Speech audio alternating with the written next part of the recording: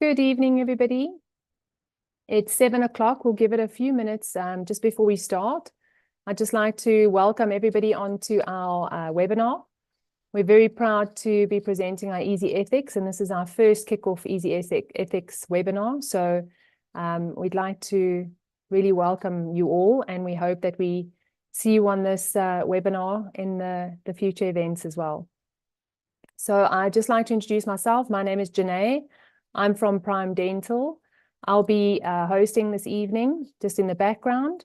Natasha Swart, who a lot of you know, will also be joining us as a co-host. Hi, Natasha.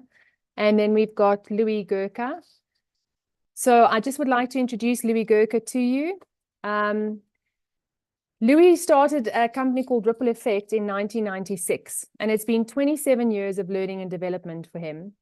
As it is for all of us. But Louis' philosophy is that life is the greatest teacher. And I think if we can take that lesson away from this evening, I really believe walking into this webinar with an open mind will serve us well. So Louis always says he keeps his ears to the ground and his eyes open to opportunity. And this mindful practice is really what gives Louis this edge when he facilitates any training at any company.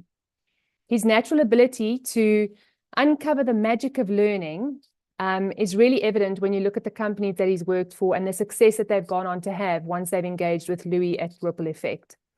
So we're very confident that Louis' methodology will expand your thinking, challenge your status quo, and change a little bit of how you do what you do for continued success, continued learning and development. So we're super excited to invite Louis this evening. I will just say we've had a few technical issues. Load shedding is not on our side this evening. So I just want to warn everybody that the webinar will continue. You know, we're South Africans, we are resilient and we make a plan, a boer maak 'n plan. So we will continue, even if Louis has to log off and log back on or switch his video off. But we definitely will continue. And then just logistics, we will be presenting a Q&A session right at the end. And so please feel free to put your questions into the Q&A box. Please reserve the chat box for the organizers. So your question should go into the Q&A section of your screen. And Louis will happily answer those once the presentation's over. So thank you very much. Over to you, Louis. And we wish you all the best. We hope that load shedding doesn't interfere too much. Louis, you're still on mute, so.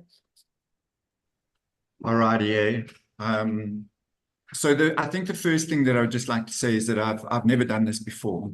You know, kind of COVID brought this whole thing around online presentations, and I have done a few, but I can always see the people's faces. This thing about 500 people potentially out there that I can't see is an extremely daunting prospect. So you won't believe it. So the one thing that does help with everybody is if you have your own microphones on mute, just so that sound doesn't come through both ways. I'm going to ask Janae to handle my PowerPoint, so she'll put that on just now. And there are really just two sections to this particular talk. I love the webinar title, Easy Ethics. I was contemplating this whole concept of ethics, and you know, ethics is one of those subjects. If I think you can go to your university and you can study ethics. And there can be these majorly philosophical questions around what it is and how it works and how it impacts people's lives. But I have taken a little bit of a simplistic line, and I hope to make it simplistic, but at the same time plant those seeds that if it needs to be more complicated in your lives, that you have the tools to make it more complicated. So that's really the thing. So I'm hoping it is going to be easy for all of us. So I think the other big thing that I would like to explore, in my work that I do, I like to be focused on bottom line improvement. So I understand that business is measured in a thing called an income statement and another document called a balance sheet, which comes from the general ledger. And that I suspect that all of you have some semblance of that, some form of income, expenditure, some overall result. And I think what's important around the income statement is every single thing that you do ends up in that income statement. So, you know, if you've in tonight, the cost of, if, you know, would go into that income statement. If you buy stationery, it goes into the income statement. Every single thing that you do. And so I think when we look at behavior, accounting, everything from a behavior perspective in a business ends up in the income statement. So I believe there must be a link between ethical behavior and non-ethical behavior and a potential influence on the income statement. That's really what I wanted to explore. So I'm going to ask you now to the second slide.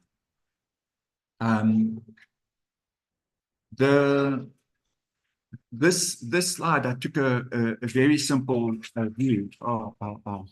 Just hold on one sec. Sorry.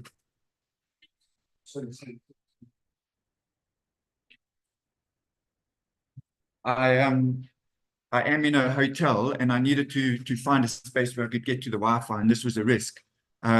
So what I wanted to do here was to show you very simplistically that your actions have a potential to change people's perception of you.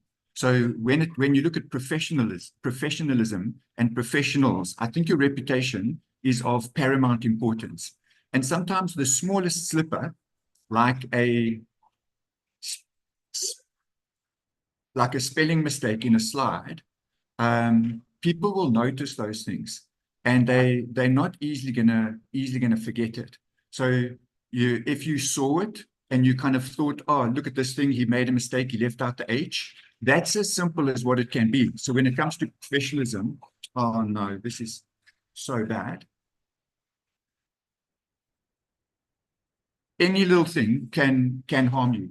And sometimes even just the way that we work in terms of unlocking the power of teams, if you don't, it can harm you. Just give me 1 sec. I'm sorry about this.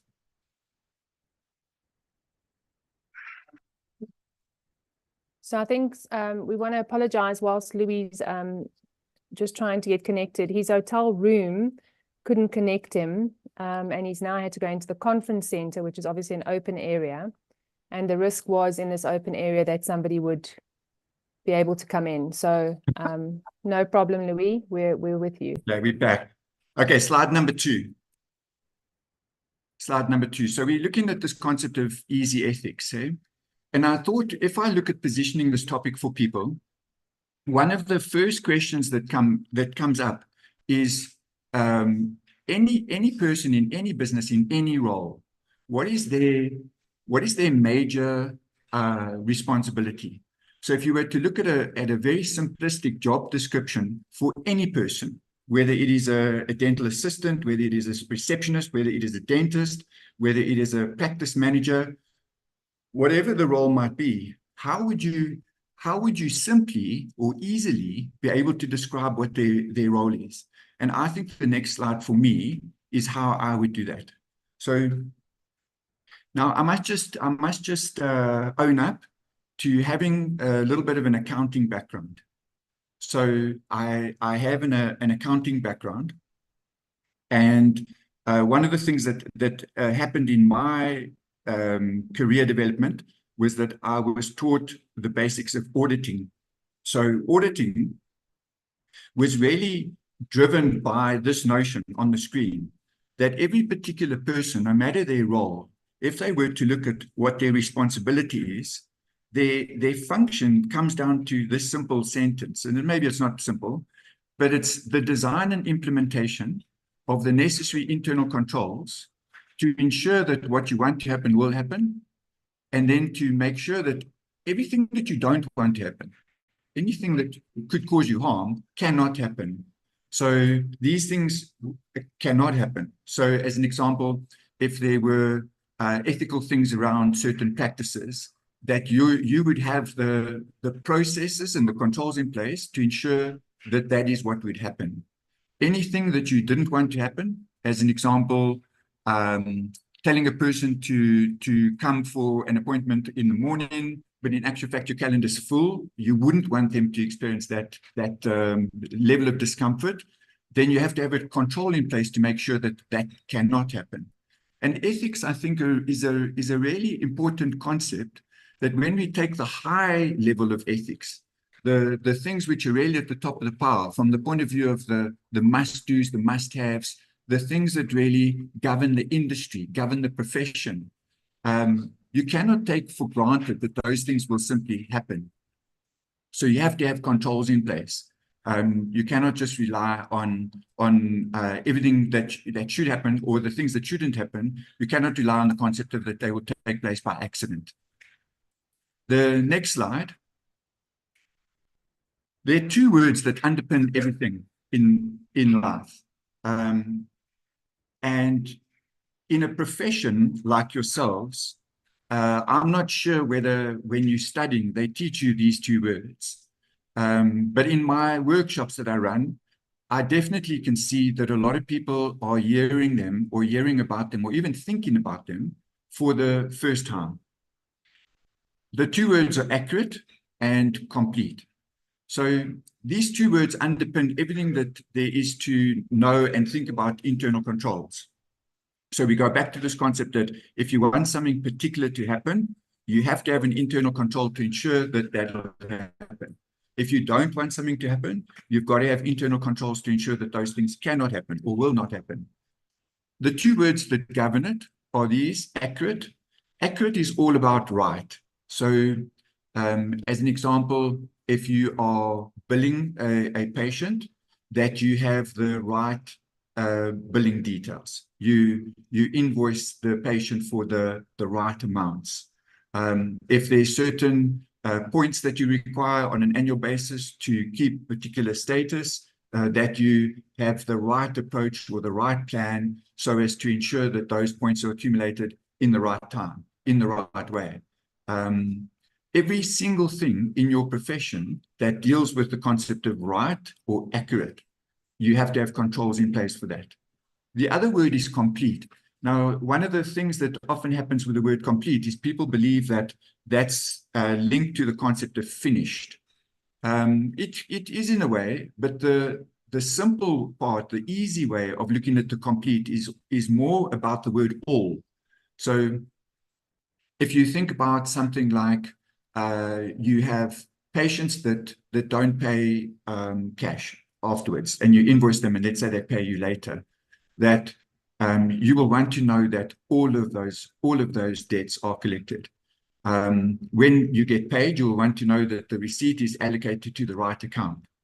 If you were to prescribe a treatment, you would want to know that you have got all of the equipment, all of the consumables at your disposal, the treatment, but you would also want to check that you've got everything that you need. So is there everything that I need at my fingertips for that? You can imagine like getting halfway in and finding something's missing. It's been a little bit like my afternoon with the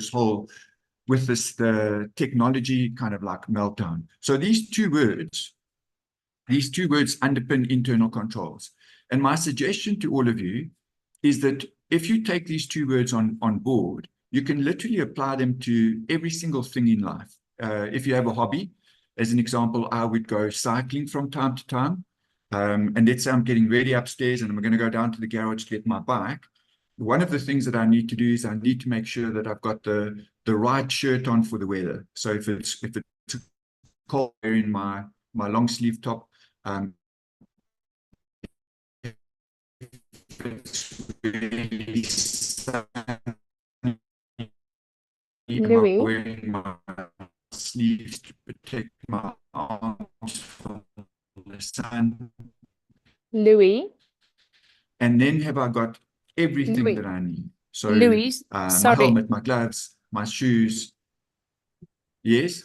sorry, Louis, I'm Have just going I to you interrupt lost? you. It is getting stuck a bit. I wonder if you switch your camera off, if the audio won't be better. Okay. Would you like to try that? Okay. Thank you, I Louis. would. Thanks.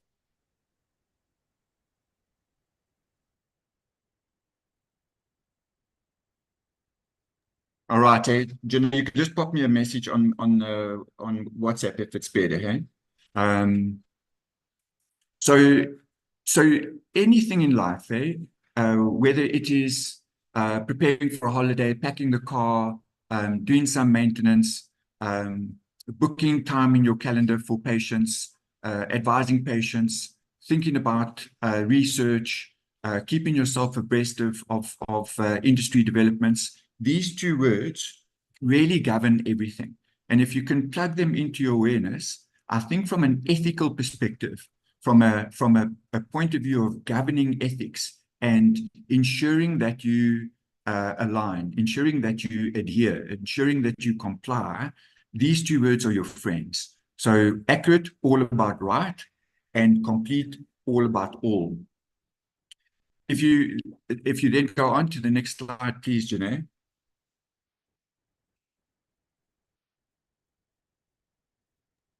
Louis, I'm unfortunately stuck. There we go. Sorry, Okay. there we go.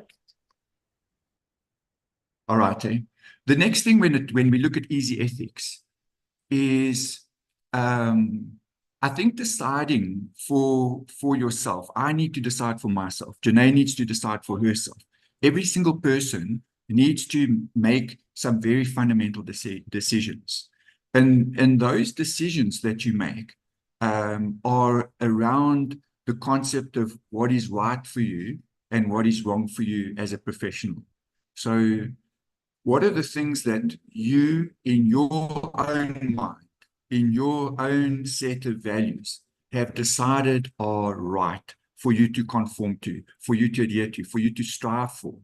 The concepts of right and wrong are definitely different for different people. But I think when it comes to ethics and when it comes to professional ethics, I think that it's very easy to publish stuff. It's very easy to make information available. It's very easy to say there's certain guidelines. Like in the auditing profession, as an example, with state capture, we had guidelines for auditing profession. But certain people, I think, made different decisions about what they saw was right and what they saw was wrong. When we look at easy ethics, I also want to bring it down into some very simple concepts. So as an example, when you speak to support staff, what have you decided is the right way to address them? What have you decided is inappropriate?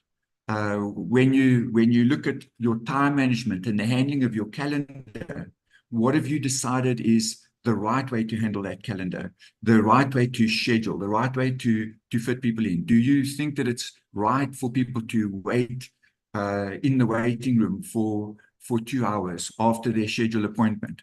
Do you think that that's okay? And definitely in my experience of life, and in my experience with working with anybody from a medical practitioner perspective, I can see that some of the people that I've worked with have got a different sense of what is right and a different sense of what is wrong. Even bedside manner, I don't know what you guys call it, maybe chairside manner, but even there you would start setting your own standards. You would have those standards that you set for yourself, certain things that you put into that space of ideal, things that you decide that you want to be known for, certain things that you would like people to associate with you as a professional. And I definitely think that there are probably a whole lot of best practices, things that if you were to do, they would positively influence your bottom line, because they would keep patients coming back. They would keep a new flow of patients coming in. You would get referrals. You would have this thing called a net promoter score that people are saying, if you need a dentist, really, I know one that's brilliant. That's the kind of result that you want. You don't want people to be looking at you going, oh no, that person takes shortcuts. I don't trust them. I don't have a good feeling about them. All because of how you are coming across. So I think it's very important that on top of the concept of accurate and complete and the split controls, that you now start to formulate what is right and what is wrong for you. Now, the one difficulty with a webinar of this nature is I have very little kind of like knowledge of how things are landing. So I have tried to apply myself to see whether I can put across things logically, and obviously later in the Q&A, you can ask anything that you need clarified. But so I'm just going to go through almost like a systematic process of what I think is really fundamental to the principle of ethics. Once you've decided what is right and wrong for you, once you've decided what is right for you, and you've got this compass now, this compass that says, that's what is right for me, the next thing that I believe is fundamental to an ethical life, is this ingredient of conscience. I'm not proficient in many languages, but I do know that in Afrikaans, the concept of conscience is gewete. And generally people describe conscience as a little voice, a little voice which sits on their shoulder and kind of like does a little bit of a if you are going against what you have decided to be right. So your conscience is an important aid in keeping you aligned with the things that you have decided is right. So we have this concept of ethics. Just because something is published as an ethical practice, I don't believe that people will align with that practice if they themselves, as a professional, as an individual, have not formally decided that that is an aspect that they see is right and that they consciously align with it. Now, mature, I have added the word mature in here. So I'm making a difference between conscience and mature conscience. And on the next slide, I'm going to just give you a little bit of a taste as to what I think the difference between immature conscience and mature conscience is. So I've studied the concept of conscience since I started.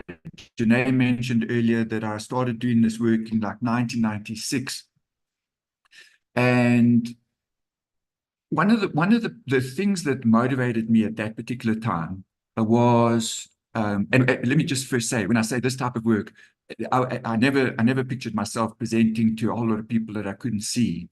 I love the concept of experiential learning. And Janae said earlier that I've made a difference in companies that I worked with. But I think that the difference, if I have made a difference, the difference has not come from things that I said. I don't believe that the difference really came in from activities that I took people through. Activities have such a brilliant way of telling life stories and putting people into situations which they can identify with. So as an example, there's this activity where people race to pour water into a basin, but the basin's been drilled full of holes. And they run up and down, knowing that they're the holes, but they run, filling their bucket, pouring it into the basin, running, getting more water, pouring it into the basin. And they can do this for like 20 minutes, never stopping.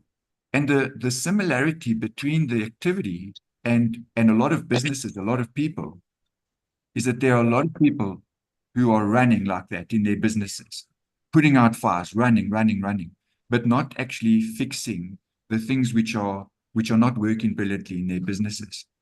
So a conscience guides you. But if you look at society, you'll see, as an example, road rules.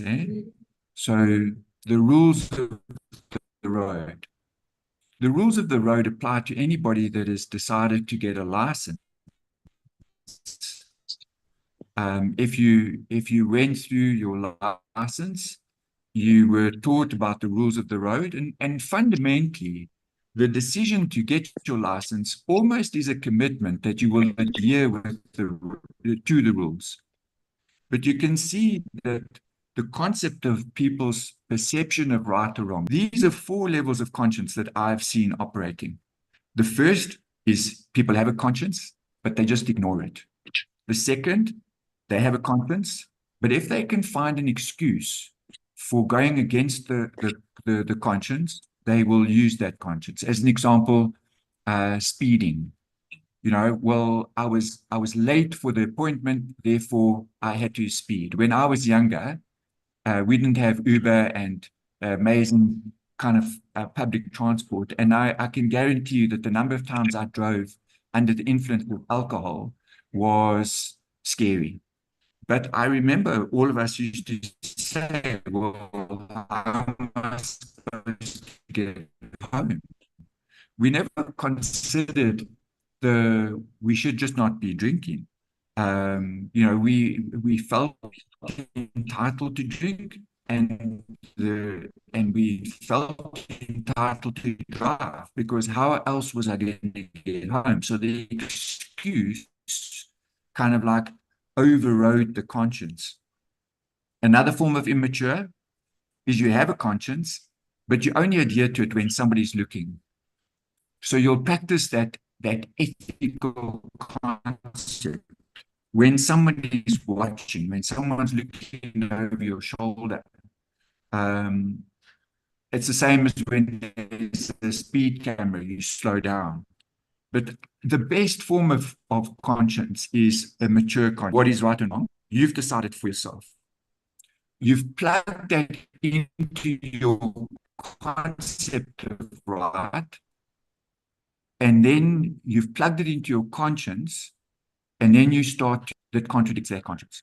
And that, I think, is really the place where ethics becomes easy, because you have this incredible mechanism if you prepare to listen to it. I think there are others. There are others. And I do think that conscience develops the whole time. Conscience can develop. Your sense of right and wrong can change. So as an example, when I was much younger, I definitely knew that littering was wrong. But then I did a field guides course. I was lucky enough to go into places like Pilansberg, and I did this field guiding course.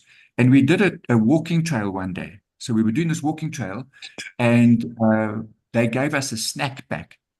And in the snack pack, there was an orange. And I remember people eating their oranges, and then the guide said, don't leave your orange peels. But a lot of us didn't feel that orange peels were litter because it wasn't a plastic bottle and it wasn't paper. We thought it was, biodegradable, natural stuff, so it would be fine. But he changed my perception of what was right or wrong when it came to litter. He said litter is anything that doesn't belong here, and the orange peels definitely did not belong. So if you look at your own self, where is your conscience currently? For a lot of people, I think it's number 3. I think it's following rules of the road. And attending the conference last year for aesthetic dentistry. And I remember sitting in on some of the presentations, and there were some really important moments that I think depicted the concept of best practice, of right or wrong. And I was interested to see how people were going to align their behavior with those principles afterwards. So one of the things that I remember very clearly was when last did you look at your resuscitation equipment as an example in your practice?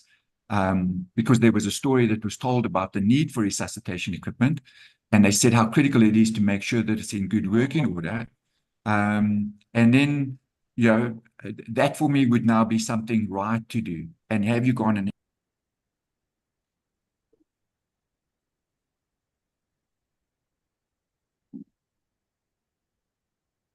Louis, I think we've lost you. Yes. I am still, yeah. Okay. I think you just completely cut off there for a second. But I can hear you now. Okay. I see in the Q&A someone said good evening, so it's good, and I hope you all having a good evening. We've been going now for half an hour. It's a longish session. I hope it's making a difference. I'm going to trust myself, and I'm going to continue. So we'll go into the next slide and continue this process of slowly but surely building what I believe is a good way of approaching easy ethics. Now, this word, integrity, this is probably the critical concept of ethics and an ethical life, an ethical profession. And I don't think that there's a more powerful word than the word integrity. But integrity it's an interesting word because I find that I can speak to 10 people integrity. When what you say, do, think, and feel. So when what you say, do, think, and feel is in alignment with your conscience. So what you say and you do at a very simplest level, hey, that's a very basic level of integrity. When what you say you're going to do, you do. But over the years, after that time that I heard that definition and I thought about it more, I started to see that I think integrity is a little bit more involved than that. And you can definitely see the original definition in here. There's what you say, your words, what you do, your behavior, what you think, your thoughts, what you feel, your motivation, your confidence, and is in alignment with your conscience, which is the one that I put right at the bottom. And I think that ethical alignment and integrity are probably quite similar. At the top of this list are things like your ideals and your values. And I think ethics are probably in that space.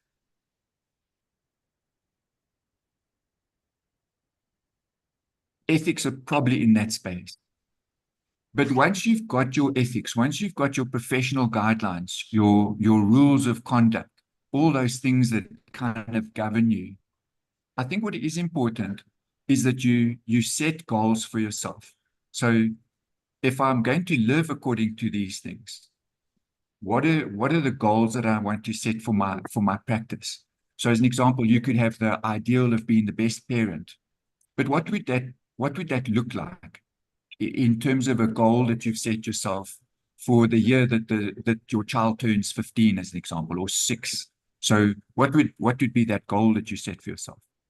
And once you've got these goals, you've got the concept of thoughts.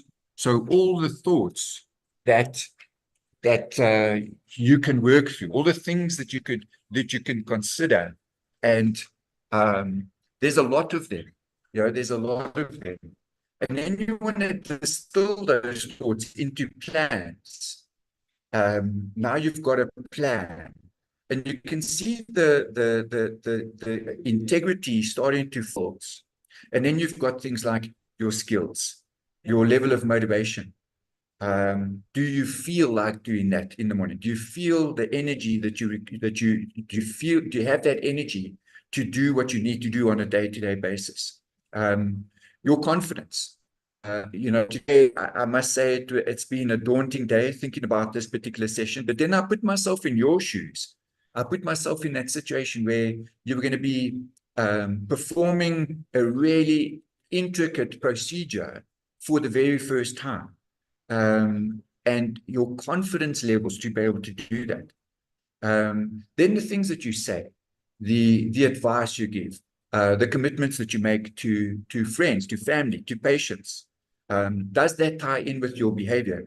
But not only words that you say verbally, the things that you publish on your website, if you have such a thing, the things that you publish on your social media as a practice. What do you say to the general public that they can expect if they walk into your practice? Then we have this other magical thing, which some people claim is underdeveloped in males, but the principle of intuition or gut feel. So you'll know that sometimes things are up because you'll just have that sense, that thought that something is missing. Your measurements and your reporting. Your measurements and your reporting. So this is not something that typically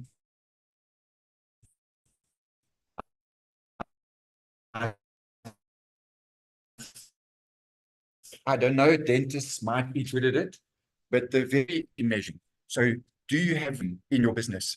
And then we go into your clothing. Now, this is a very simple one. This is a very simplistic one. And some of you could be going, really? But I was just thinking about personal protection. So, you have to have gloves. You have to wear a mask. You have to take care of yourself when working with patients. I swam in some cold water the other day, and it was critical for me to be wearing a wetsuit. So clothing can be very vital. You can be inappropriately dressed. And then the second last one is the impact that you're having on everyone and everything around you. So think back to my example of litter. What kind of impact are you having on your surrounds, on your patients, on their extended families, on the people that you work with, on your own families? Just making a decision as to how many hours you want to spend in the working environment. Is that coming at the cost of spending time with the family? Are you living the kind of life that you want to live? And I think Ripple Effect was always very, very motivated by helping people to get these things right, to make sure that they were getting the balance right. And then lastly, right at the bottom, is this concept of your conscience, and that only comes into play if you've thought about what is right for you in all of those other areas. If you have a plan, and that plan is like, if we do this, we will be successful. And success is not obviously only money, but the kind of work that you want to be doing, the kind of patients that you want to be working with, the kind of difference that you're trying to make, those things that maybe inspired you in the first place to become a dentist. Now I just want to see here.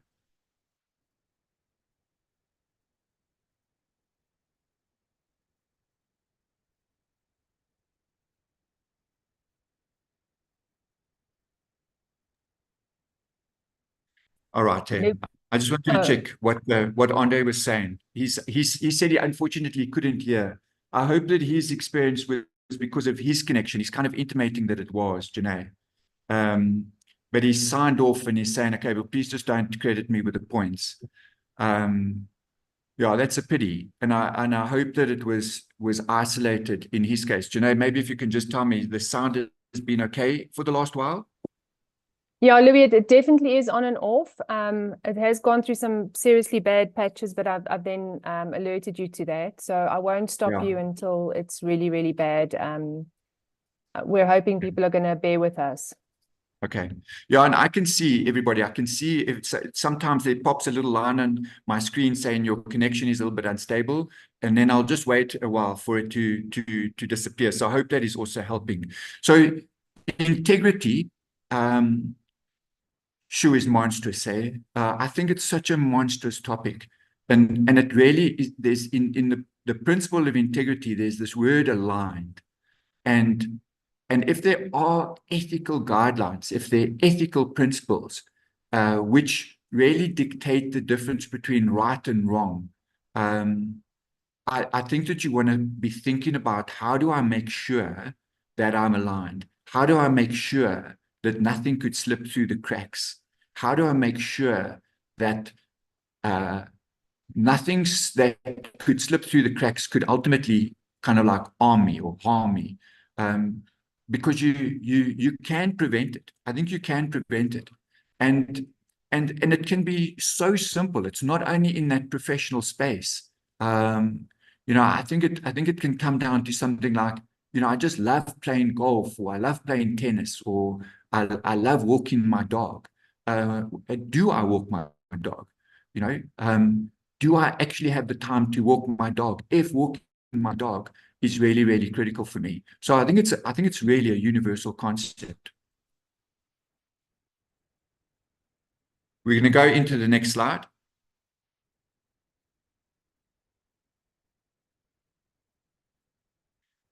Now, what I've been alluding to is that it goes beyond just professional.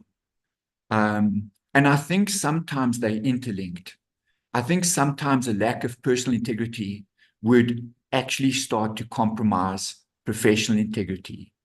You're not looking after yourself. You are not you're not taking care of yourself. You're not living the lifestyle that you're wanting to live. I think it will start to rub off on professional integrity.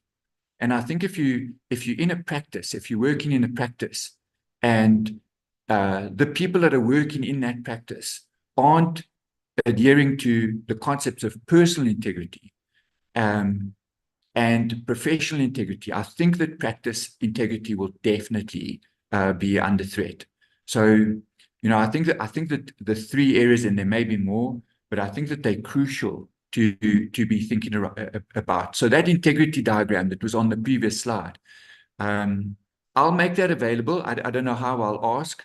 And if you'd like that list, hopefully you just copied it down for yourself as I was talking you through it. But you literally can look at that diagram and go, all right, from a personal perspective, can I say that I have these 15 things aligned?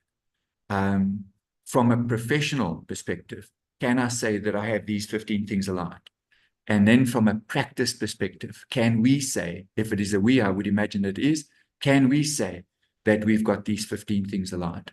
I think one of the things that I picked up last year at the Aesthetic Dentistry Conference is a lot of people came to me afterwards and they said, you know what, they don't have a business plan for their practice.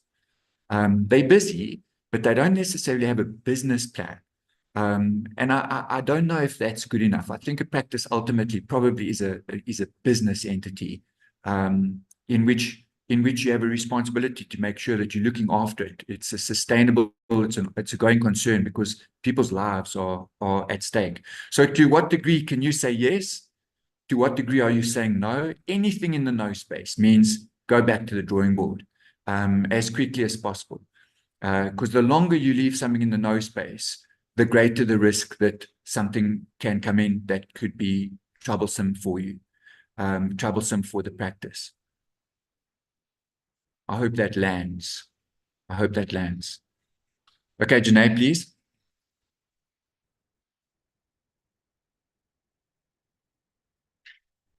Now, when we look at the concepts, say, of ethics, the next thing that I believe that everybody has to work through is the concept of non-negotiable requirements and negotiable requirements. So what are those things that you absolutely have to adhere to? So as an example, there may be an annual fee. I don't know. There may be an annual fee that you have to pay to a body that keeps you registered. I would think that that's non-negotiable because non-payment would be problematic. Negotiable, you could decide to keep the magazines on the coffee table current, so that people aren't picking up a Huisgenoot from like 1995. Probably, worth a lot of money, but they're picking up current magazines. So you have certain things which are non-negotiable in terms of ethics, in terms of right, in terms of wrong. So non-negotiable, things that you actually don't have the choice of not doing. And then negotiable ethical requirements, which you can choose. I'm not an expert in your profession. I have no idea what some of the non-negotiable ethical requirements are. But I would imagine that, the non-negotiable, really, really serious ones are the ones that if you transgress, you might be looking at things like malpractice and stuff. But, I don't know what they are. But you need to decide for yourself. In the same way that you've got your right and the wrong, you need to work through which of those which you can potentially have a little bit of leeway with, and where are you absolutely not allowed any leeway. I think this is a very important personal reflection.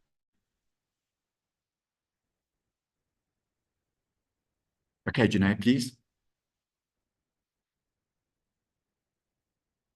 This for me is the big question. There's this thing called King Commission, which was written many, many years ago. It's a guideline for compliance, good behavior within business. And I remember reading an article once that that even though it seems like a bit of a pain in the tooth, it's actually worth focusing on compliance and conformance, because the things that you do right generally positively impact the bottom line. And I don't know if there are examples of this. I haven't had enough exposure to people in your industry. I have had a little, and the little bit that I've had definitely points towards the concept that a well-run practice where you have got clear ideas of what you want and what you don't want, and clear ways of achieving what you don't want, and clear ways of making sure that what you don't want doesn't happen, that generally you would see that reflecting in the financial well-being of the practice. So I definitely think that it does. And ethics and compliance is not only in, again, that high level debatable concepts of ethics, but just in terms of following certain best practices. So as an example, having a database of patients and making sure that their details are accurate, possibly phoning them up on their birthday and saying hello, just checking in with how they're going, checking in with the patient a few weeks after a major procedure, just touching base with people. And that would be one of those non-negotiable requirements. But once you have decided that it's in your best interest to do so, are you doing that? The way you treat team members. Do you say thank you to any support staff in the practice? Do you express appreciation for what it is that they do, or do you take it for granted? These would be possibly simpler concepts of ethics or conformance, compliance, but I do believe that they're critical. So as an example, when you look at something like communication, there's some guidelines. Is it true? Is it necessary? Is it helpful? These things that if you use them as guidelines and then you go tick, tick, tick, and you conform, generally your communication is going to be of a better standard. And bottom line doesn't only, there's their components in getting to bottom line in the income statement. It starts with turnover. So your reputation in a community attracts new patients. Your reputation in a community retains patients. And that's where it all starts. Patients, how many patients you have, how often do they come back? Do they come back? Do you keep them? Do you keep them for life? Do you have their whole family coming to you? Those are very important concepts, I think, of business well-being. And I think that it's all tied in with the principle of ethics. Please, Janae.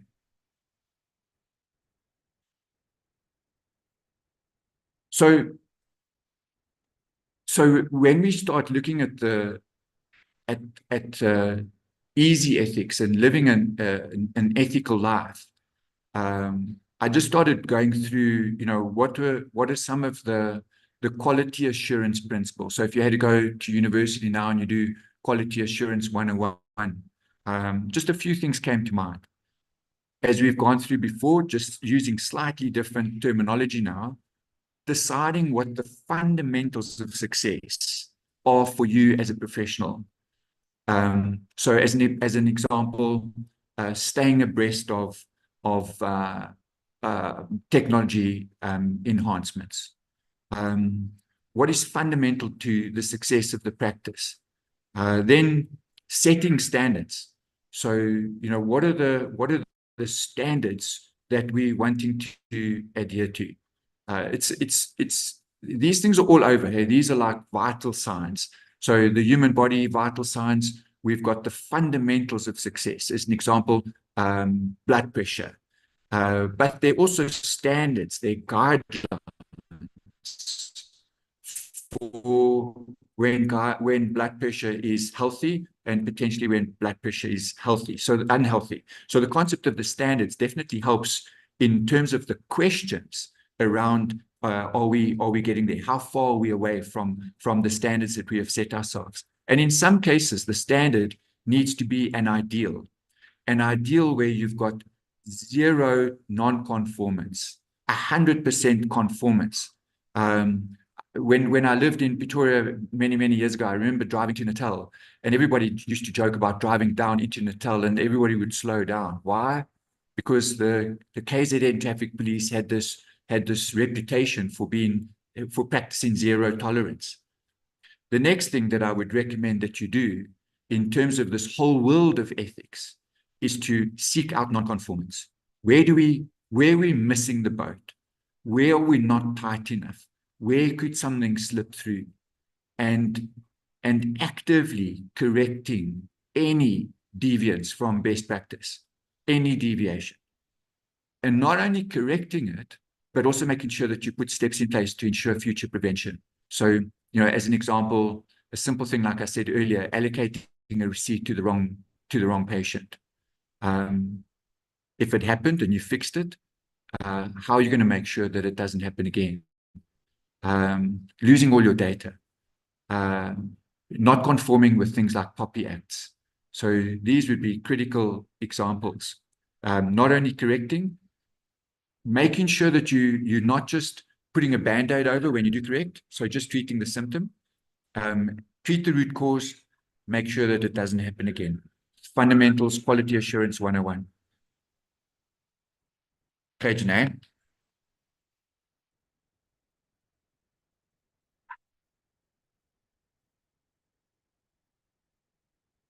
Huh. Okay, there's an attendee who's come in and out. I think so, if that's the question. As long as you pass the exam, and as long as you can repeat the whole presentation word for word tomorrow when you wake up over your cornflakes, then I'm sure we can credit you with the points. But I think that, again, it's an ethical question. I think it's one of those cool things. You should be able to govern it for yourself. Now, probably one of the most critical tools and skills to develop in life is the ability to communicate effectively. And this topic, just in terms of how it can go wrong, the risks associated with communication, so many times in life, problems exist, conflict exists, frustration exists, because we just didn't understand each other. And when I run programs, one of the things that I ask people to do is to just chat a little bit amongst themselves before they give me feedback.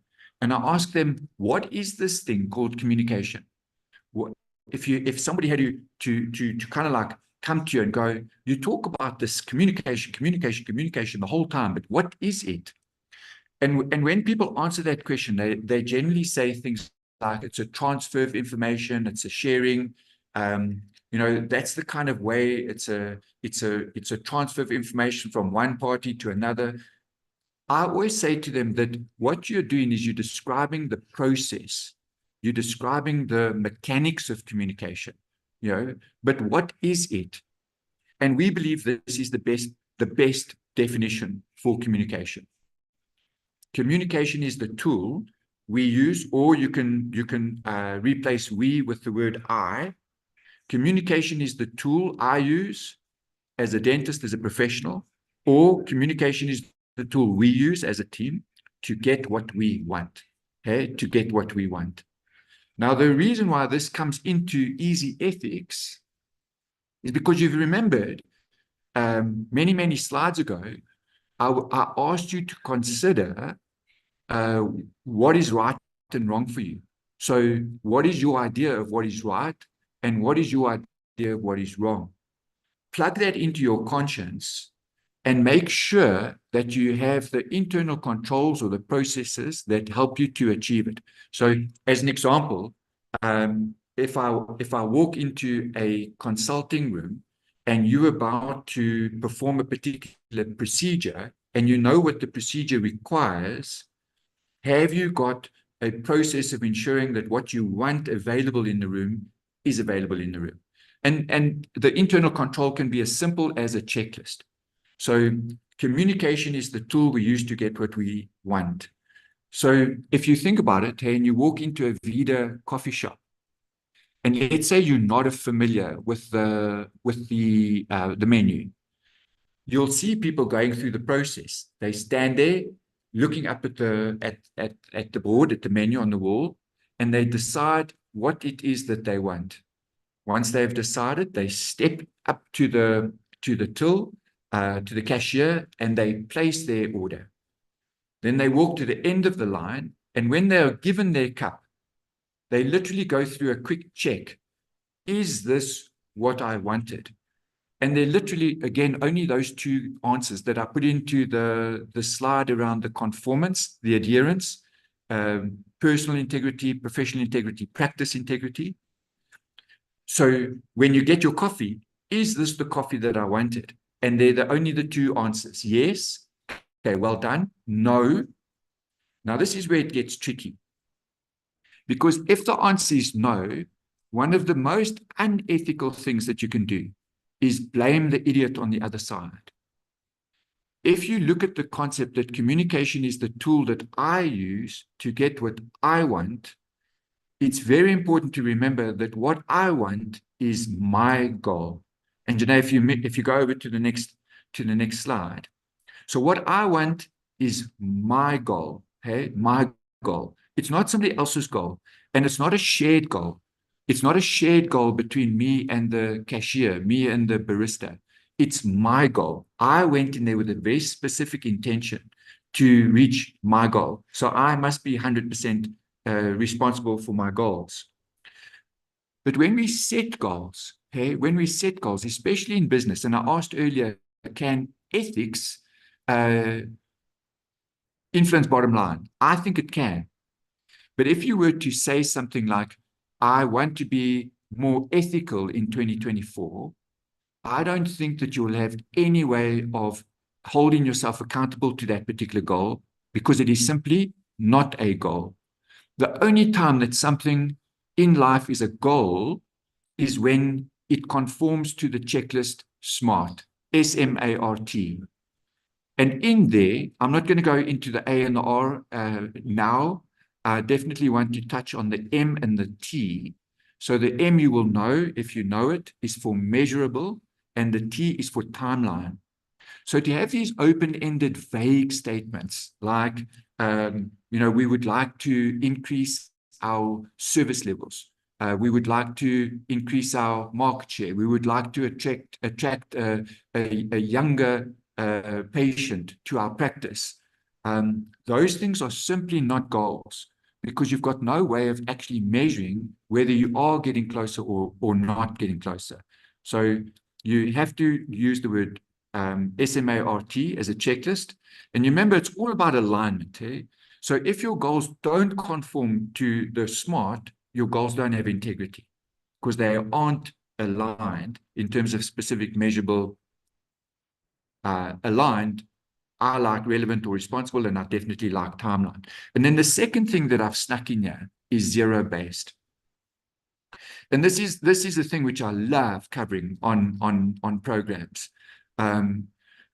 Because people generally, when they start to aim for a goal, let's say in 2024, one of the big things that they do is they'll go through a process which is called past-based goal setting. So you kind of look at 2023, and then you set a goal for 2024. But the risk there, hey, is that your goal for 2024 is conditioned. It's kind of like almost can be limited by your experience in 2023. And I don't think it's an ethical way to set goals. So for me, an ethical way to set goals is aligned with the best practices, SMART, and zero-based. Zero-based goals is where you go, as an example, let's say we've got in our practice 300 patients. And you set a goal for 2024, you might say, well, 320 would be good for 2024. But a zero-based goal is where you would go, okay, we've got 300. What about aiming for 900 by the end of 2024? And what I love about that moment, it's not to say that you can or that you can't, but when you write the number 900 down, I want to hear the conversations that come out of your mouth. I want to hear the ideas that you already have. Well, you know what? If we had to improve our social media marketing, if we had to do a campaign, if we had to take a stand somewhere and hand out gifts, if we had to ask people for referrals, well, you know what? Now you're starting to go into the territory of saying these are things that if we did them, we could get to 900. And there you go, all the way down back to slide number 1 of today. And that is to start deciding what is right and wrong. And once you've got those ideas and right and wrong for you, you plug it into your conscience. And once you've got it into your conscience and you start listening to that conscience, not only when someone's looking and not only coming up with excuses, but actually living it, you'll see that there's a high probability that you're going to start getting the results that you want. You can hit, yeah, stunning, Janae. Thank you. Can a goal be set for ethical alignment? I think so. Hey, I think so. I think that you can definitely start putting goals for the business down. So, as an example, a bottom line goal, and go, you know what? If we as a practice just adhere to things which we say we want to do, not just giving lip service to stuff, not just talking about it, but actually following through. Then that's the result that we're going to start seeing in the income statement. And I think it's a great way of actually measuring the degree to which you can claim 360-degree all-round ethics in your life, not only as a professional, but in all aspects of your life, your well-being, financial well-being, the way that you treat people, the way that you impact patients, absolutely everything.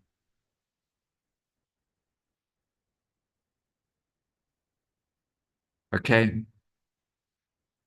And then the last slide in, I think it is, in this aspect of the topic. Please don't ever blame anything for not being able to be ethical.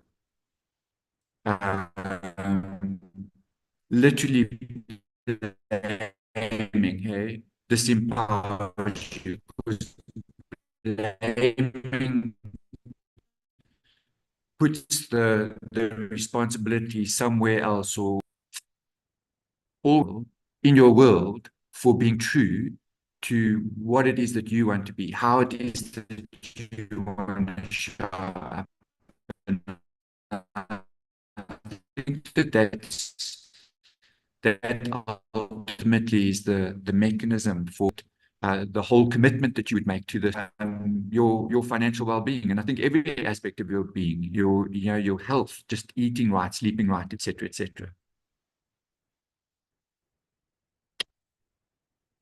Okay, Janae. Louis, sorry, I think maybe you can just repeat that again, because I think your connection was just at that point very, very bad. Sorry. Yeah. Okay, sure. Just maybe a summary. Sorry. Yeah, I think the thing is, yeah, and we spoke earlier about, you have to own your goals 100%. But the thing that disempowers you most in life, is where you are inclined to lay the blame somewhere else.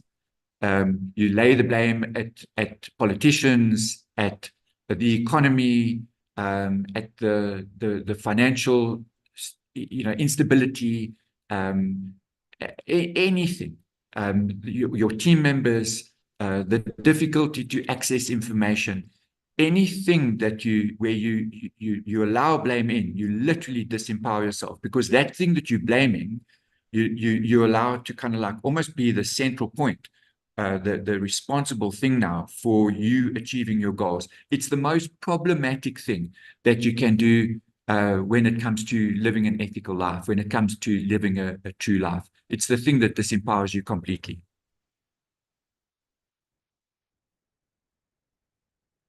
And then the second part of tonight And the second part is a little bit shorter, and then we've got some Q&A, which I'm looking forward to, because I'm staring at a screen, and in the background on the wall there's a picture. I don't know.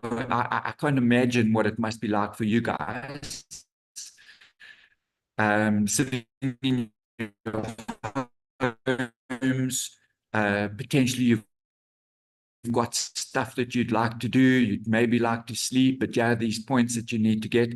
I sincerely hope that that you're finding value. We'll find out a little bit later, and maybe if you give feedback, after the thing, it'd be great to hear. So we're going to go through another aspect now. We mentioned earlier now the concept of communication being the tool you use to get what you want. It's going to pop. Hey, Janae, can go down. Aha. So, I spoke about the concept of communication being the tool you use to get what you want. I think you've gone 2 now, Janae. Stunning. All right. So remember my integrity diagram, the 15 points of alignment. This line, hey, these 2 things motivated me to start team development work.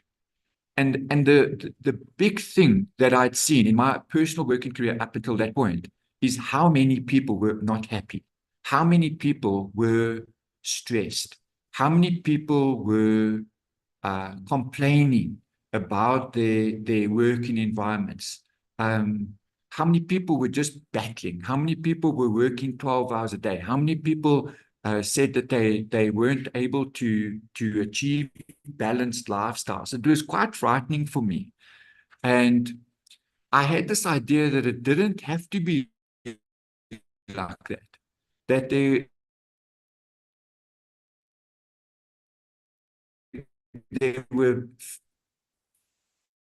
there were simple things, easy things that one could do to act trying to do everything yourself. And this integrity diagram, right at the top, there was the concept of your values, your ideals. This for me is a worthy ideal. Get more done and have more fun. I don't think life has to be the way that so many people are experiencing at the moment. I just don't think so. Well-being and mental well-being and physical well-being, it's of highly effective people. There's almost like it's like almost quite easy. Just do those few things. Decide that those things are right for you and do them. And this might be the outcome. Get more done, have more fun. But you remember, you've got to work from ideals and then start setting goals for yourself. So if you're working 17 hours a day and you're not having any fun, set a goal to start limiting those number of hours. Look to see what's going wrong.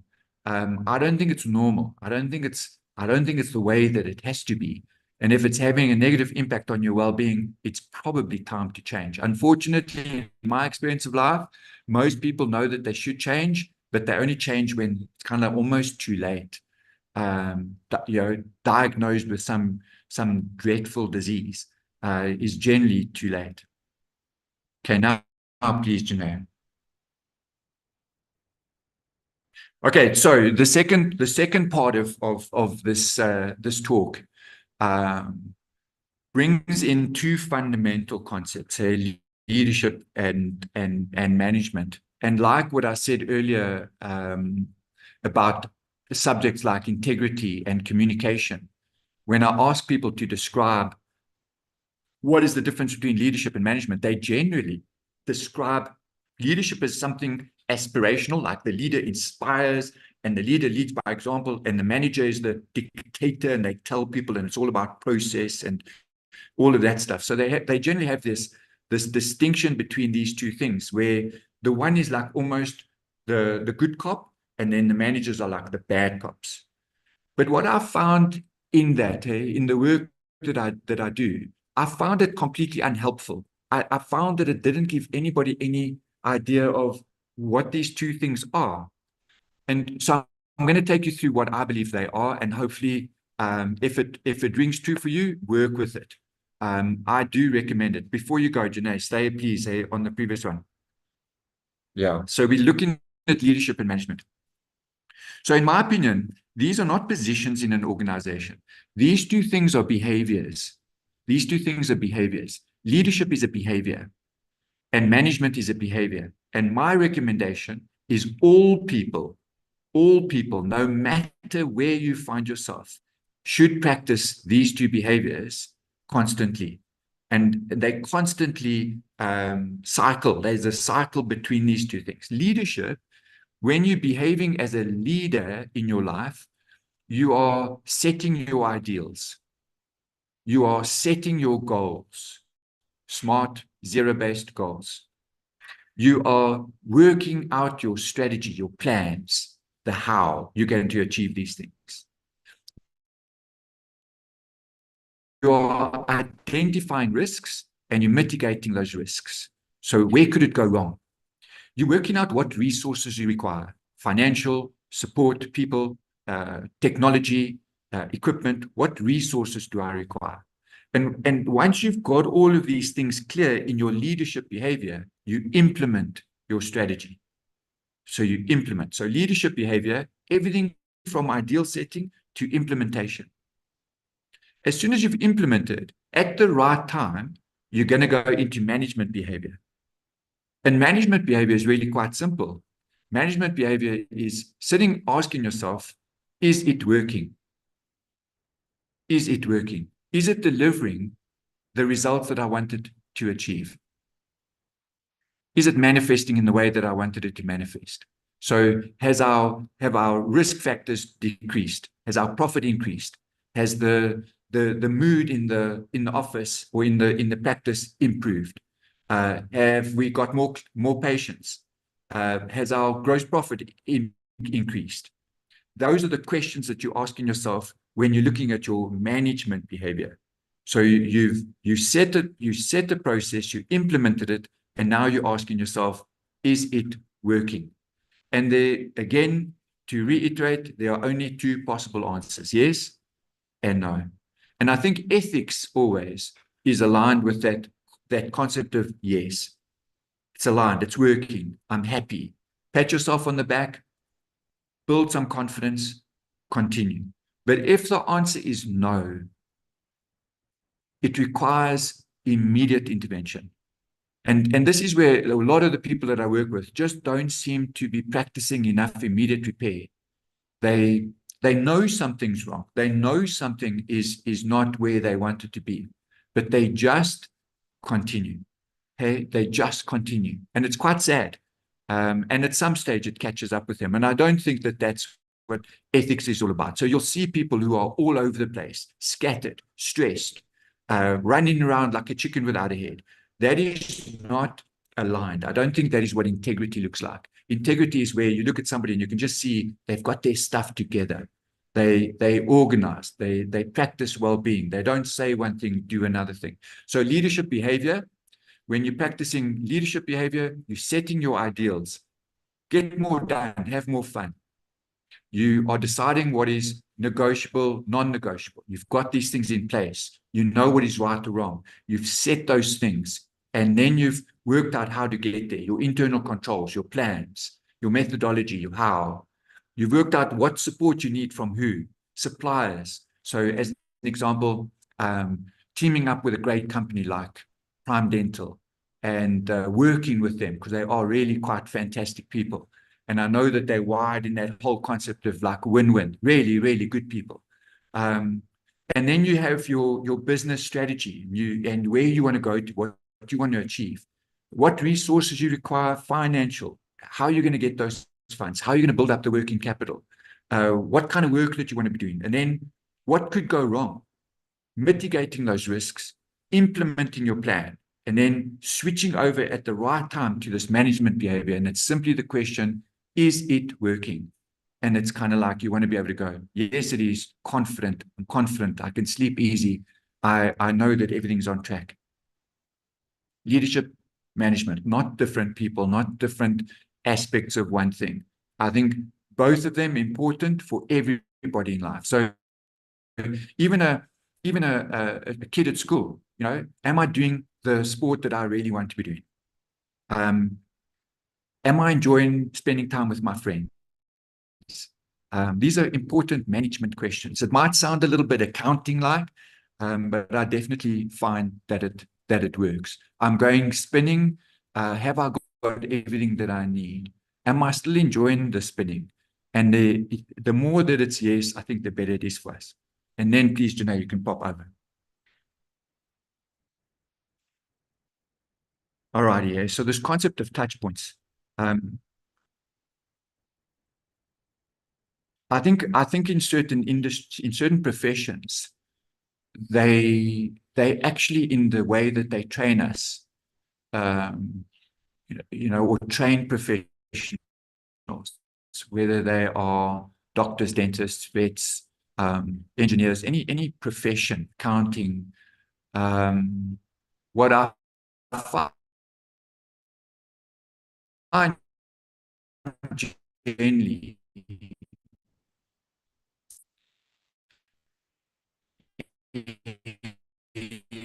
is that there's some fundamentals in the curriculum, and one of the things that most people battle with is the concept of interacting with other people. So sometimes trusting another person to do something on your behalf. What if they let me down? Often people have been let down by one person and then they stop trusting everybody. But I think that the key is that when you look at working as a professional, you really can only be doing one thing at a time. So this concept of opening yourself up to the wonders of teamwork, I think is really a best practice. The more you limit everything to yourself, the more you will stifle your growth. The more you place a ceiling above the growth of the people around you. So leveraging the power of the collective, I find, is really clever. If somebody does let you down, have a conversation with them. And if you go back to my communication is the tool I use to get what I want, often what I've seen is that the communication wasn't clear in the first place.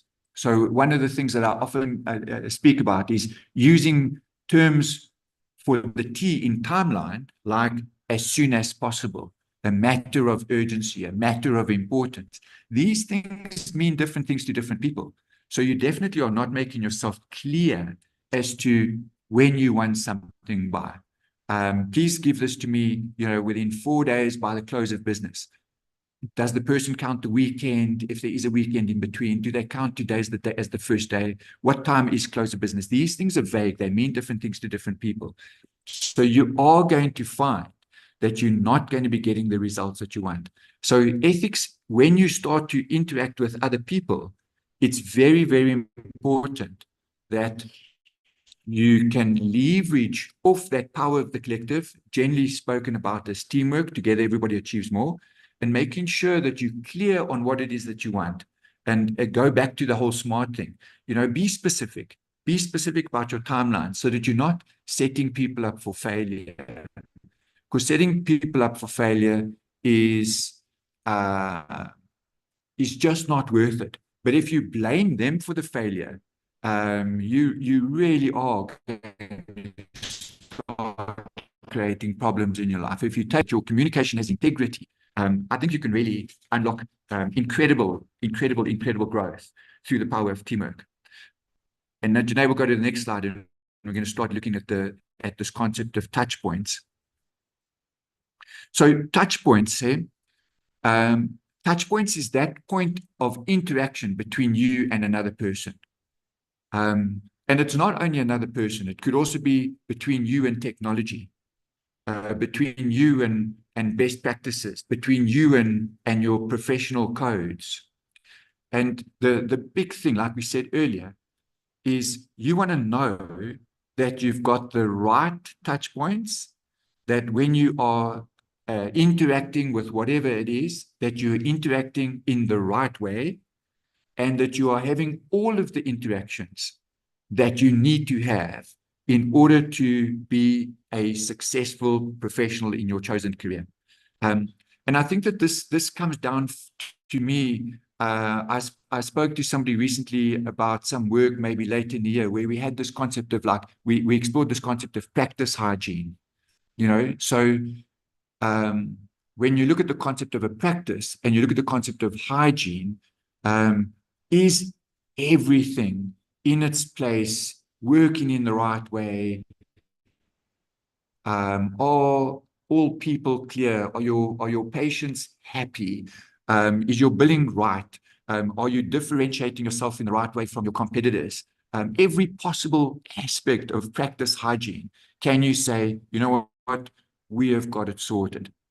Anything which at a gut level, gut feel, intuition, conscious level is currently bugging you, my advice, easy ethics, resolve it tomorrow so that you can go into the next day with peace of mind. I think that's what really comes from an alignment with ethics, is that you have a peace of mind, that you're not going to be blindsided. Nothing's going to come and take you out from the side unexpectedly.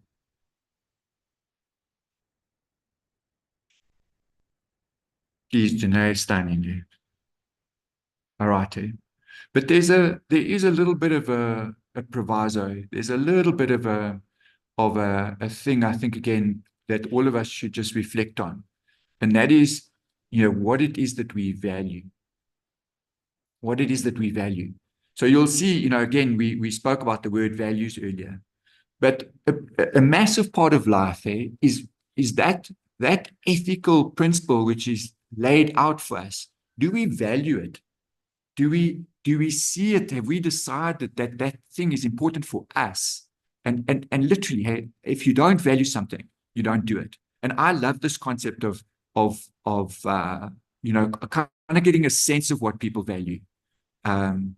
And the best way to see what they value is where they spend their time and where they spend their money. You know, so if they value exercise, they will more than likely have a gym membership. They will more than likely go to gym. If they value family relationships, you'll see that prioritizing spending time with family will be a thing for them. If you value customer retention or patient retention, I shouldn't say customer, patient retention. If you value being abreast with the leading technology, if you value delivering the best possible healthcare for your patients, if you value referrals, I think you'll spend time on that. If you value social media and the power that social media may bring to you in terms of building up your practice, in terms of new patients, then you'll spend time and you'll spend money on those things. But if you don't, you just won't. It's kind of like as simple as that. So, you know, I value having the right bicycle for the right ride. So, you know, my wife kind of like jokes a lot, you know, because in our garage, I have 4 bicycles. Some people will have 1. They believe that you only need like a gravel bike. But I value having a mountain bike for mountain bike conditions, a road bike for road bike conditions, a city bike for riding around on the promenade, because I don't think you guys know, but I live down in Cape Town. And then I've got a race bike that I use for actual events. So I value that. And henceforth, I've spent some money on that stuff. And I think this bottom line on the slide is a very big thing. I saw this once with architects. So there were these 2 guys, and they were architects. And they had started a firm, an architectural firm. And periodically, every few years, they would retrench half of their staff. And then they would go through a period and they would build up their staff again. And then they would retrench everybody. And I kind of look back and I remember looking at it thinking, like, what is going on here? But when I got closer to them, I realized that the one in particular didn't want to lead an architectural firm. He didn't want to be the manager or the leader of an architectural firm. He wanted to be an architect. So when he employed people to do architecture, he never put them to use because he himself wanted to do the designing. And I think that's very, very important for us in life to make this decision. What is right for me? What is it that I want to be doing? And then working out everything from that particular moment. And I think it's quite okay. I think it's quite okay to acknowledge the fact that, you know what, I want to be a dentist. Or, you know, I'm a dentist who runs a dental practice. In my life, this has been really, really critical. I never wanted to lead a team of facilitators. I love facilitating. So for me, I decided I was going to be working alone. I did not want to manage a team of facilitators on my behalf. I wanted to do the work directly myself, and it was a critical decision. And I think that's probably something that all of you would benefit from contemplating.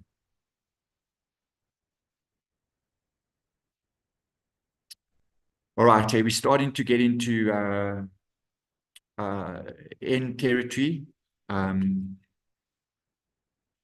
So I just want to see a comment here.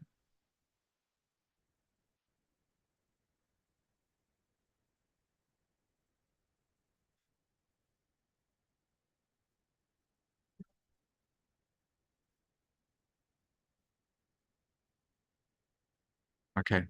So yeah, look, I think these things are important. So the one comment, I don't know if you can all see them, but in the Q&A, the one concept is, you know, like it's so easy for a person to stand up in front and talk generic concepts, you know, like bottom line as an example. And the question is very, very valid. You know, how do we measure these things? You remember in the structure of the talk, okay, what I've tried to do is that I've tried to encourage all of you to make those decisions for yourself. So, you know, when you're looking at the concept right at the beginning of what's right for you and what's wrong for you, I think what's critical at that point in your life is when you say, I want to be successful, is you have to personally define what success is for you. You know, what does success look like for me? But you have to have an objective way of assessing whether you are achieving that or not. You know, so as an example, if we look at the whole SMILE campaign that Richard and them were involved with 2 years ago, I did that whole 40 minutes of exercise for 40 days. I loved it. It was quite a challenge, but I cracked it. Even if you look at that concept of the SMILE campaign and doing that type of work for people who, or children especially, who have that condition, and that's your life mission. That's the difference that you want to make. I think that it still comes down to, well, you know, how many people's lives have you changed? It doesn't have to be a profit number, but I do recommend that it's a number. So, you know, I haven't been prescriptive in saying that it has to be bottom line. I'm saying for certain people, that want to be financially independent, these things, if you get them right, can positively influence a profit. But I'm encouraging all of you to go through a very personal building process. What is right for me? How do I define success? How would I measure that? Where am I according in relation to where I would like to be? And just getting to that point where you can say, I'm on track or I'm not on track. That's what I'm saying. What is negotiable for you? What is non-negotiable for you? It's not a one size fits all. I think each of us in our individual capacities benefits from going through that process of the easy ethics from the top down in our own way. The what's in the ideals for me is going to be different to another person. What's in my goals is going to be different to another person. I don't think there's a standard set of principles. But this, you know, is just such a broad statement. This last one, you know, this thing here, it's such a broad statement. But please don't read into the statement anything which is prescriptive. It's for you, you know. Success is when you ensure that the right things happen for you at the right times, in the right way, for the right reasons, in the right place, and where necessary, through the right people, with the right attitude. It's very personal. And the only person that I think can assess it is you yourself. Am I at the point in my life where I can say that what it is that I would like to see in my life from a friend perspective, from a health perspective, from a relationship perspective, from a business perspective, from a professional perspective, even my commitment to spending unnecessary screen time to follow people that inspire me, or do I just follow mindlessly? Do I complain? What kind of person do I want to be? What kind of impact do I want to have on the environment? These are things which are very, very personal. So that concept of right is going to be different for everyone. And if it's true that there are 500 people on this webinar, I doubt that it's going to be the same for everybody, because even just the concept of the right place will be different for everybody. I used to live in Riebeck West. We still go to the one dental practice in Malmesbury. Love it there. So for us, that's the right place. But for all of you, I hope that your practices are set up in the right place, that you are living in the right place, that you are doing the right things at the right times, and that you really have that ability to go, you know what, from an ethical perspective, if this is what ethics means, I'm on track. I'm on track. And Janae, I believe that that's the last.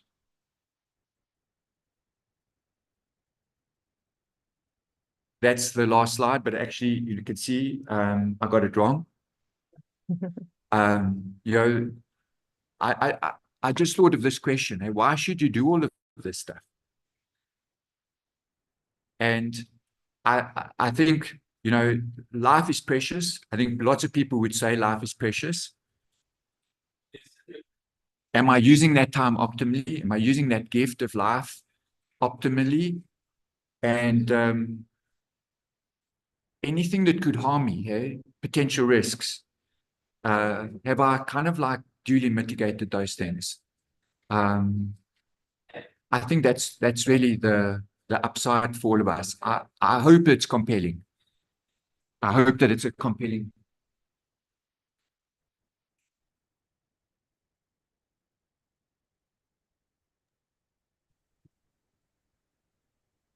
Janae, that is definitely it. I don't know if I should try put my video back on. Let's see. Let's see what happens, Louis. Yeah, I haven't pulled my hair out. I'm still here. that was epic. That was tough. But it was. I hope that it was good. Any questions? I think that they come now into the Q&A space. I have been monitoring here. Yes, so I think I will read out some of the questions for you if that's okay, Louis. Yeah. Right. So we've got a lot of anonymous attendees, so it won't be names named. One of the questions is, are dental therapists allowed to advertise their practices? I think this is not something that Louis is particularly au fait with. I'm hoping to address that for you separately. If you could potentially send us an email, you can potentially just direct it at me, which is janae@primedental.co.za, and I'll happily research that for you and send you the right answer. Then we've got another question here, just or a comment saying, lovely talk. I've been practicing dentistry according to your book without even knowing it. I've been a happy dentist for more than 30 years. My question, you alluded to the bottom line a number of times. How does thriving for wealth, acquisition, and becoming rich interfere with everything that your talk is based on? How much material wealth is enough? How much is enough? Yeah, and this is I tried to tackle this particular point earlier, Janae. You know, wealth is a judgment, hey, I think. You know, and for some people, you know, an incredible amount of money will never be enough. And I grew up associating money with unhappiness. So, you know, I've never really had a great relationship with money. But later on in life,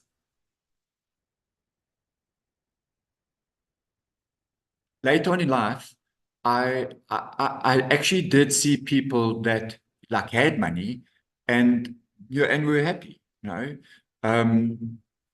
But that's where I was talking about how this is such a personal journey. And I think one of the things that we need to just guard against is when I've got my personal journey, I must realize it's my journey. And I don't want to be judging somebody else, you know, for their journey. We don't know where, you know, what people's circumstances are, but you know, I definitely find myself in that bracket of thinking that, you know, some amount of wealth is excessive, but you know, that's just my stuff, you know.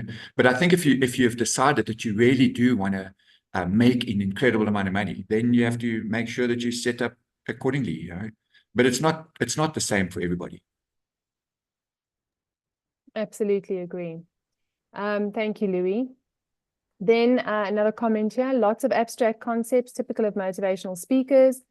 I think you also covered this one, Louis, which is, you know, how does one measure success? A big car, a fancy house, private schooling for your children, exotic holidays. Does the aim for ultimate success bring with it disappointment, depression, and frustration? Your suggestions, please. Yeah, I delivered a talk on this broadly a while ago. I called the talk Expectation Anger.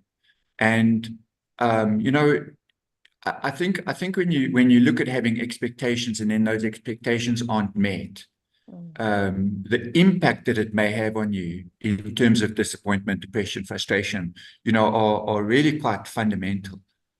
And you know, those are the words, those kinds of words are the things that motivated me to get into the work of Ripple, you know, because I think some of the stuff we do gets people to think a little bit about that and whether they want to continue along an existence which keeps them frustrated, disappointed, you know, and depressed. I don't think those three words are associated with integrity. And if you look at the leadership management moment, for anybody that's in that space, I recommend a stop and a rethink. You know, either are these things still very important to me, and do I have the right plan? You know, so possibly I'm going about it in the wrong way. But you do need to self-correct at some stage. But to perpetuate something as dangerous as disappointment, depression, and frustration, you know, that's really where we start to lose integrity. And people around us might see it, and if they point it out, you know, one of the big things is how do we respond to that feedback? You know, but you really need to hold yourself accountable. And you know, so if your goals are still important, then try and work differently to achieve them. If your expectations can be adjusted to avoid that, well, then adjust your expectations. But it's very much a personal thing. I don't think it's a one size fits all answer.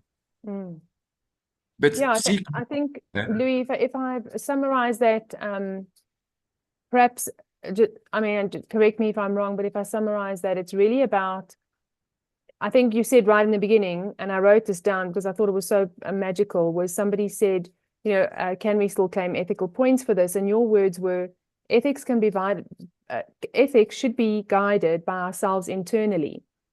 And I think if you align with your values and your beliefs, and from that space, whatever you create and it is successful, you shouldn't feel disappointed, depressed, and frustrated. Is that kind of where you're going with this? Is if you're coming from the right space, that will ultimately lead to a feeling of happiness, content, and and satisfaction, I would imagine. Yeah, Janae, I think so. And another thing which so often happens is we get caught up in social conditioning. So sometimes, if you live in a particular place, then you have to go there on holiday. What do you mean you didn't go overseas last year? And what do you mean you don't have the holiday house? That pressure can really derail people. I think happiness is such a personal concept, and it's about defining what it is. And I know so many people, hey, that they've got this thing that they have to go travel overseas, and when they get back, they all say they couldn't wait to get back, and they hated it, and it was terrible, and they're so happy to be home. Kind of like look at it and go, well, why are you going? But that's their thing. From a personal perspective, I'm really happy with where I'm at. And, in my extended family with Caroline, my wife, we're both happy with where we are. And where we haven't been in our lives, I think we've said about making the changes. It's been good for us. That process I recommend. I recommend the process. I don't recommend any particular specific thing that everybody should conform to, but I do recommend the process. I think that's a lovely way to look at life. And I know what's expected or what should happen is always something that we think about. I should be building my practice. I should be doing, and actually maybe I just want to be a dentist. And I'm really happy with that. And I'm happy servicing my community, my direct community, and that's where I want to be. So I think coming from this would have, should have, could have is always a little bit of a dangerous area. Yeah, and Janae, I see on the screen Richard's name's there, and obviously your name, and having had the luxury of spending some time with you two too, I know that this is something which even in the past few years you guys have had these questions, and I think that you've answered them, and that's the process. Follow the process, and I think the process definitely works. Absolutely. Louis, I think this also speaks to the next sort of question that we've got is, can you discuss the influence and importance of family, community, support structures that are integral part of the life of anyone in this type of work that we do as dentists? Being alive is not an individual issue. And as you say, as you've said in your talk, and this person here says that we are all part of the human family and connected. Yeah, this is a very important point here, and I love it. When I went through that slide on the immature conscience and the mature conscience, I kind of alluded to their other levels of conscience, but I didn't go into it because I kind of had a little bit of a fear as to what that might open up. But I think there is a greater level of conscience where you don't just do the right thing, but you're governed by the sense of human family, and it increases your awareness of what is right and wrong. You're no longer just thinking about me as an individual, but you remember in the integrity diagram, the 14th point, just after clothing and just before your conscience, was the ripple effect, the impact that you're having on people and the environment around you. And that point speaks to this one. We don't just operate in that space, but I do think that ethical alignment is an individual thing, but it must take into consideration the impact that you're having on the broader world. So I agree with this person. If it came across that I'm saying that life is just all about individual, that was not the intention. But I can imagine where that that interpretation would have come from. As far as the support structures are concerned, sure. It's difficult, and I think that COVID, in many ways killed some of the so-called, traditional support structures. But in your industry, there are these conferences which take place from time to time, and I think that spending time with like-minded people and being part of those bodies are important. Spending time with family, spending time with friends, and sometimes families don't get us. So you rather get friends around you. A long time ago, after I moved to Cape Town, one of the things that happened in my life is at the ideal level, at that concept of the top, the ideal and the values, I had a thing which was bugging me. And it wasn't a lack of motivation, and it wasn't a lack of energy. It was a yearning. It was a yearning. And what it said to me, hey, is the yearning was there because I was yearning for a spiritual home. And I embarked on finding one. And having found one that works for me in Cape Town, it took care of the yearning. And it brought me back into personal integrity. So I don't think it's easy to find support bodies. I don't think it's easy. But look for them. And it might be something along a spiritual line. It might be a networking group. It could be a book club. It could be friends. But if you're looking for something, then look and reach out. It's amazing. If you ask, and you might just find. But don't keep it personal. Don't keep it locked away. I asked people for advice. I told them what I was looking for, and it helped me. And it was a good point in my life. Yeah. Fabulous. I think, with these sorts of talks, and I really would like to extend this to the delegates. If you've got a comment on this, please pop it in the Q&A. Is, very often with these sorts of talks, we want it to be only dental focused and perhaps have a speaker that really understands dentistry. And I think the risk that we run at employing somebody to do the talk that really understands dentistry is we fall into the same trap of hearing the same message with the same frustrations.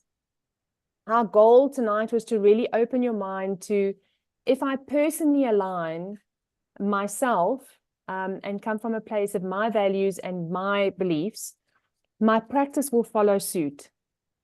And so I really appreciate that you've all stayed online, and it isn't all dentistry focused, but this is part of our personal journey, right? So having a business and owning a dental practice or working at a dental practice is all part of a personal journey. So that brings me to the next point, which is it's frustrating being in this industry for 10 years and still struggling to open my own practice. Saving comes with its own challenges. And as the price of equipment is always climbing each year, how do I catch a break, or how do we catch a break? Yeah, look, this is a crucial thing. And I think that in life, what I've seen so far, hey, is in a partnership, not everybody necessarily brings money.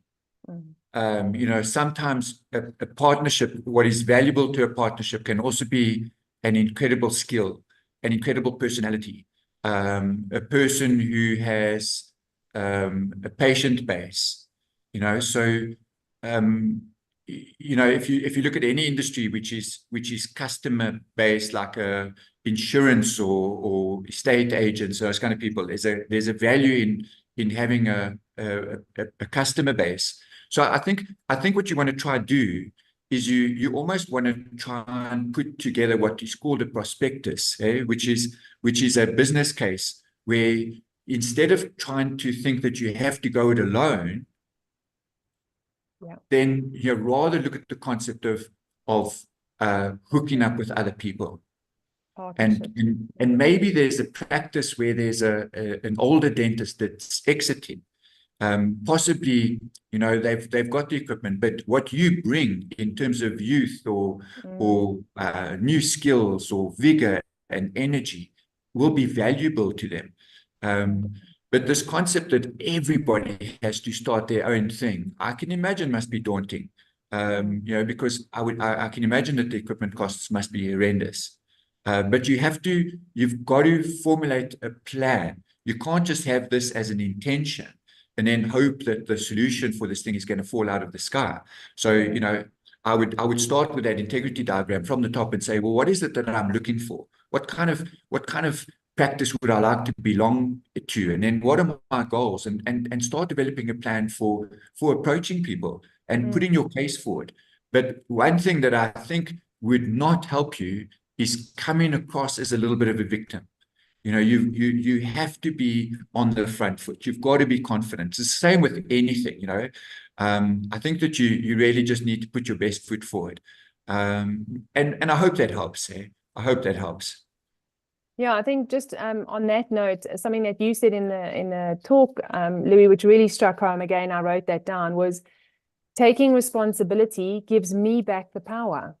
And I think if everybody had that mentality, you know, the world would be a very different place, right? Let's stop the blame culture. Everybody needs to take that responsibility. And actually, then it puts me back in that position of power, which is so, it's just almost a relief. You know, that kind of just takes that weight off my shoulders.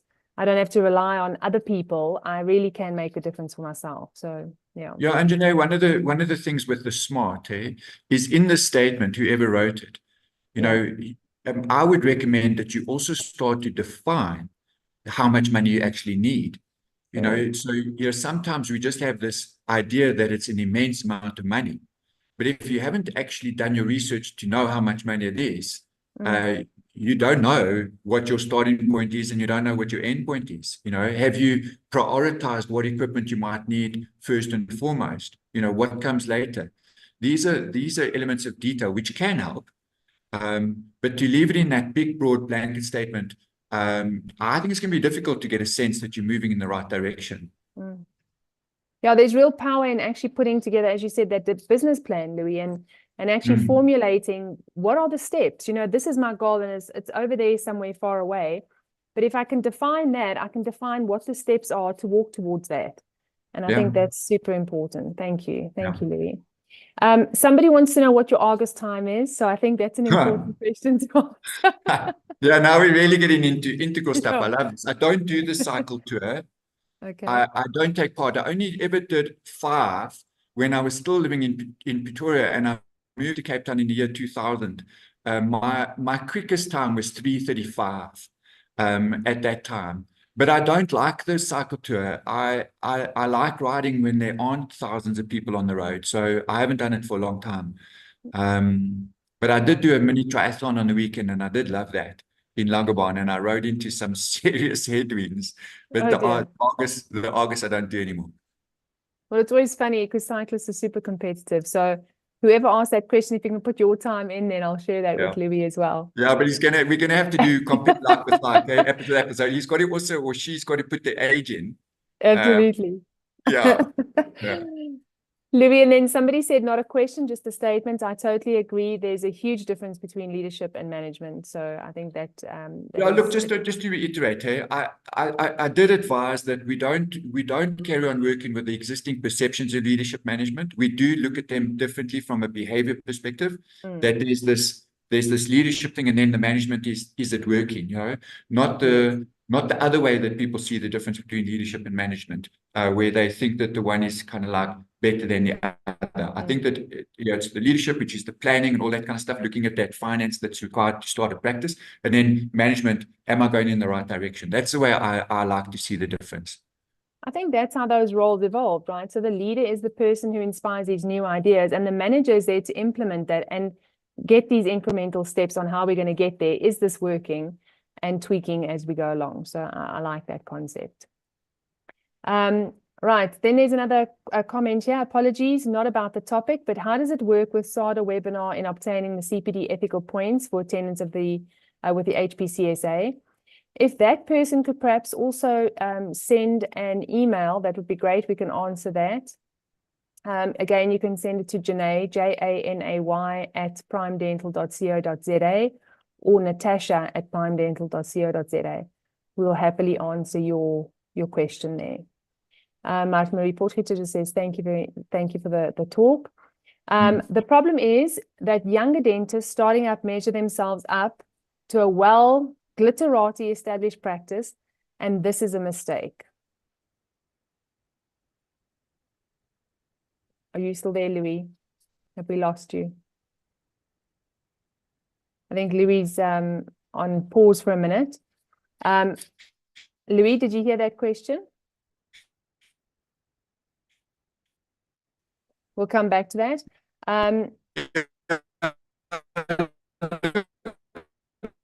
This is something when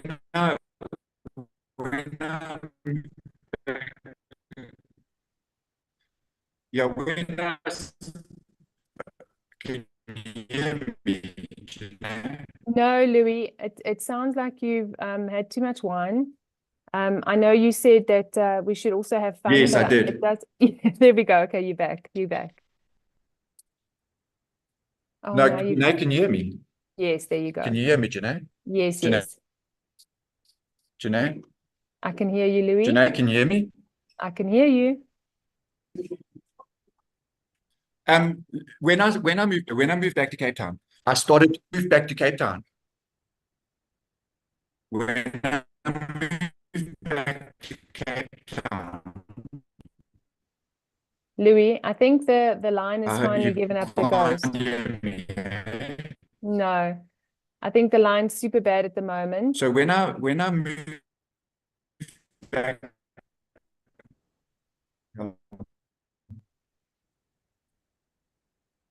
Louis, I think we'll maybe give that question a miss. can you hear me, Janae? Oh, there we go. Okay, go for it, Louis. Okay. Can you hear me? I All can right. hear you Eh? perfectly So now. Yeah. when I moved back to Cape Town, I started cycling again. Okay, so I started cycling again, Janae. And I remember going for a ride the first day, and people came whizzing past me. And I made the comparison, and I felt dreadful. And the guy that I was riding with said, Louis, don't do that. There are two things that you should do. Yes, you should compare, but if you're going to compare and feel terrible about yourself or unrealistic about yourself, it's going to be problematic. If you're going to compare so as to inspire you to get better, then then do that.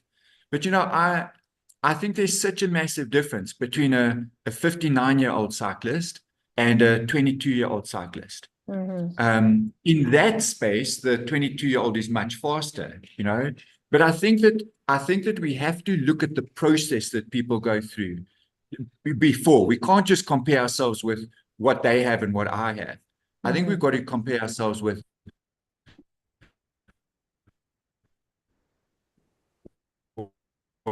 what they've done and what they've been through. I get the concept of comparing, and young people have got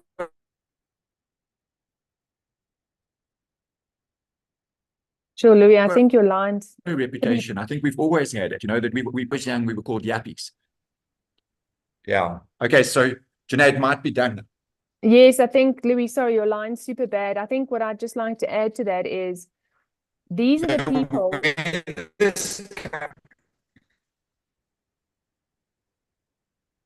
Sorry, Louis. I think these are the people, these people with, practices that we aspire to be like, is model them. Ask them to be a mentor for you as a young dentist. There's nothing nicer than asking people to teach you something. People feel super valued, and people want to share their knowledge. They want to spread the wealth. They want to spread the success. So I would say, definitely model them, ask for some advice. Louis, I'm not sure if you're back yet. We have got okay, there we go. We've got a comment here that also just says very inspiring and informative. Thank you very much. So that's good. Thank you. I don't know if Louis is able to put his camera on one last time, but I'd like to say thank you very much to Louis. Louis, we wish you much success with Ripple Effect. And for the delegates that are still on, thank you very much. We really, any comments, please feel free to comment, to ask questions. We will continue to interact with you. And just from the Prime Dental team, we really would like to partner with your practice to help you build the practice that you would like. We have got some really lovely advice. We've traveled this path with many practitioners. So please get in touch. Feel free to contact us about social media information. We will try and help as much as we possibly can. Yes, we've got product to sell, but that's not what we're all about. We're about building a partnership with practices, and watching you guys thrive is just what makes us tick. So thank you, Louis. Thank you very much to SADA. And we hope to see you online for our next ethical, Easy Ethics. Thank you all.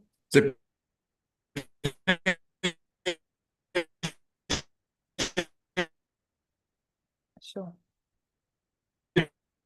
Louis, did you want to give a parting message?